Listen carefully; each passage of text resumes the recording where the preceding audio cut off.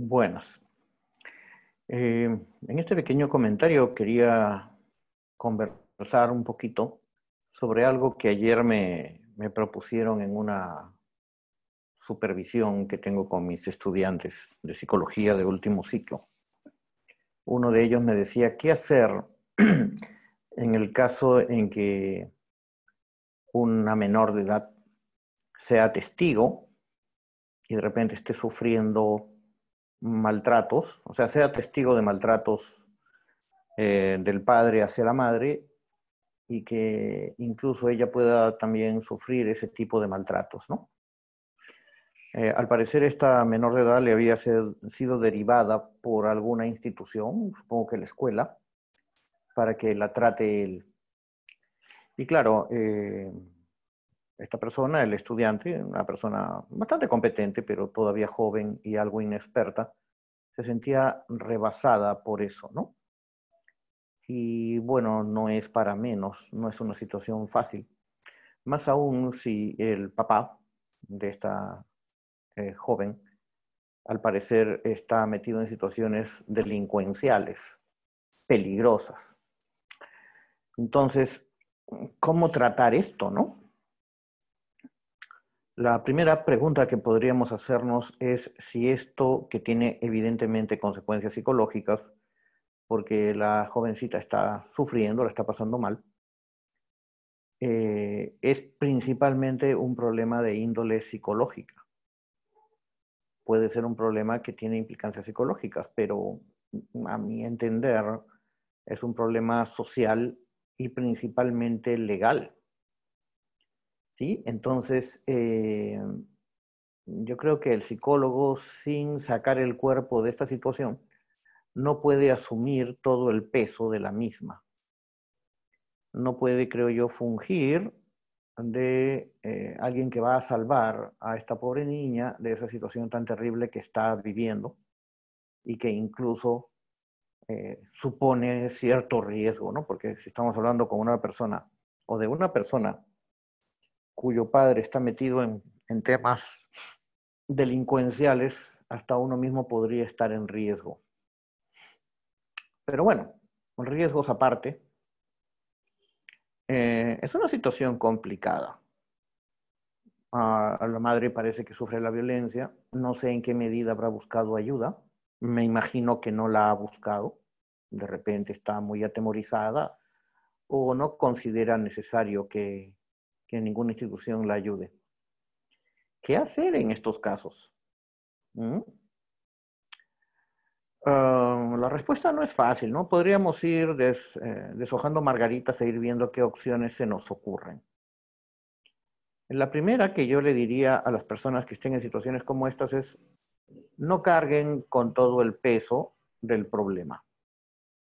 Ustedes son parte de la ayuda, no son la única ayuda. No psicologicen el problema, que es un problema, repito, legal y social, con implicancias psicológicas, pero no es un problema solamente psicológico. Entonces, el psicólogo no tiene por qué cargar con todo el asunto porque es probable que no lo pueda hacer bien. Sí sería conveniente ver si se puede trabajar en equipo, en la medida de lo posible, apelar a las instituciones que algo tienen que ver, como la fiscalía, eh, las defensorías, ¿no? Las de MUNAS, el Ministerio de la Mujer y, bueno, las instituciones que están allí y cuya labor es precisamente proteger a los menores de edad de este tipo de circunstancias. Si esta señorita participa o es parte de una institución educativa, la institución educativa tiene el deber, no es así una cuestión de si les nace o no les nace, tienen el deber y la obligación de entrar a tallar.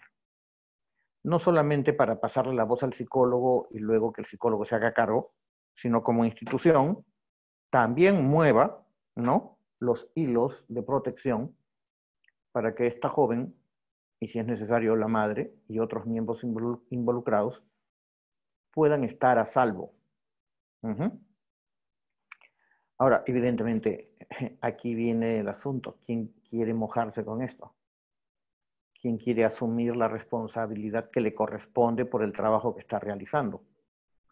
O va a ser un joven y bien intencionado interno de psicología que ni siquiera es del todo profesional, o todavía no lo es, quien va a asumir las consecuencias, ¿no? Entonces, que quede claro eso, ¿ya? Hay que trabajar en equipo y hay que involucrar a todos los que se tienen que involucrar. Por eso, como diría Eva Lipschitz, desde el enfoque de soluciones, a veces el psicólogo tiene que dejar de lado su gorrito de terapeuta y colocarse el gorrito de trabajador social, ¿sí? Para generar protección y ver si se puede poner coto a la violencia. Incluso la policía tendría que intervenir si es necesario. Bueno, mientras eso ocurra, sí se puede trabajar con la víctima, en este caso con la adolescente, ¿no? Que está sufriendo esto, dándole un espacio para que pueda hablar de lo que pasa, sí, pero teniendo en cuenta que ese espacio va a estar limitado por las circunstancias. ¿Mm? Desde el enfoque que yo manejo principalmente, que es el enfoque centrado en las soluciones, una de las cosas que debemos tratar de resaltar son las estrategias de afrontamiento que toda persona pone en práctica. Esta idea narrativa, por ejemplo, de que nadie permanece pasivo e impasible frente a la adversidad, es algo que puede ser muy generativo, muy útil y podría generar conversaciones entre el psicólogo y la víctima que vayan más allá de la compasión o de la mera catarsis, que al final de cuentas sirve, pero no demasiado. Entonces, se podrían tener conversaciones con esta joven sobre qué cosas está haciendo en medio de todo para tratar de reducir el daño, ¿sí? No solamente de ella, sino también de otras personas, ¿no? Cuando las papas queman, cuando la cosa se pone fea y violenta en casa, ¿qué haces tú? ¿Funcione o no funcione? ¿O no funcione lo suficiente? Para que estas cosas se minimicen, ¿no? Se reduzcan. ¿Mm? ¿Qué es lo que haces? Y tratar de explotar eso.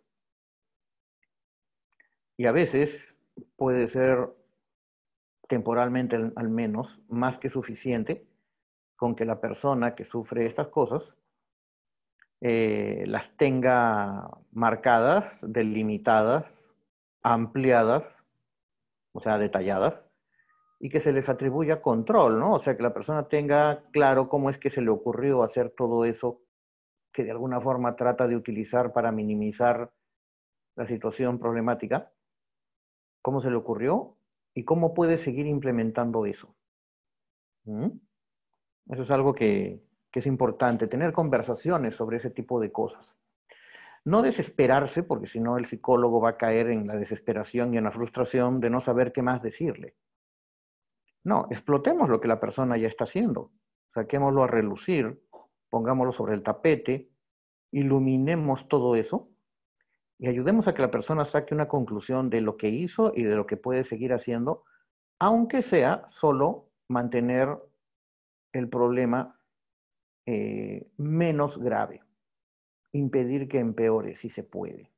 ¿Mm? ¿Qué iniciativas está teniendo esta joven, por ejemplo?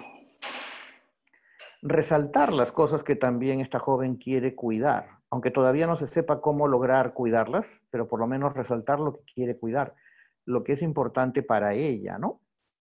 ¿Qué es importante para ella? Cuidar a su madre, cuidarse ella, cuidar a sus hermanos, generar cierta paz en la familia. Entonces, caramba, validar y reconocer esas intenciones, aunque todavía no se puedan conseguir. No medir las cosas por resultados, medir las cosas sobre todo por intenciones, por buenas esperanzas, ¿no?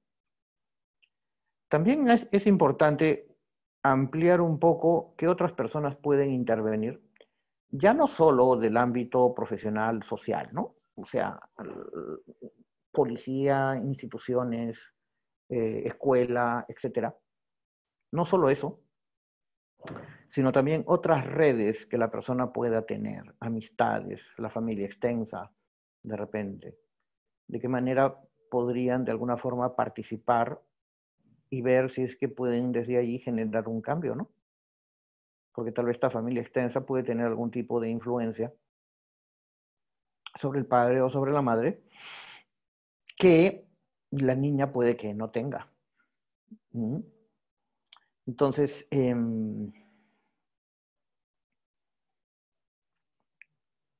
a esto se le llamaría desde lo que se conoce como terapia de redes, que es un tipo de terapia que ya no se usa mucho, retribalización, ¿sí? O sea, activar o reactivar un poco este sentido de tribu. ¿Quién es la tribu de esta chica? Aparte de su madre y su padre. ¿Quién más puede formar parte de la tribu? ¿Qué personas pueden entrar a tallar? Si no es para cambiar las cosas en la familia, por lo menos para darle apoyo a ella. ¿A quiénes puede acudir? ¿A qué lugares puede ir en caso de necesidad? Aunque sea para desestresarse un rato. Entonces, que esta chica entienda que es parte de una tribu y no solamente de un círculo pequeño de papá, mamá y ella, lleno de problemas y violencia, también puede hacer una diferencia significativa.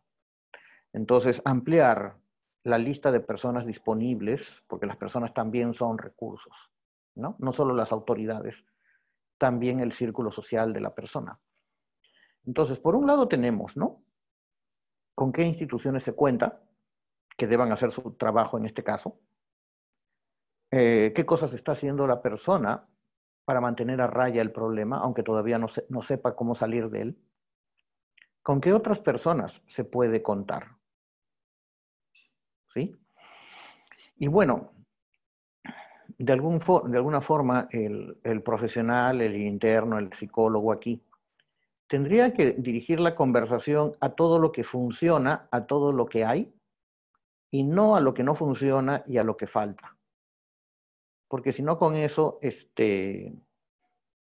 bueno, la desmoralización se puede instalar, ¿no? ¿Mm? Y sobre todo, no cargarse sobre las espaldas este problema, porque si no, uno podría pensar que no tiene pues ningún rol importante, ¿no? En casos como este, caer en la impotencia y quién sabe, en la desmoralización profesional. Entonces, es lo que por ahora podría sugerir. Espero que les sea de interés, de un aporte. Y bueno, cualquier comentario, por favor, también me los pueden hacer llegar ahí en el cajón de comentarios. Muchas gracias.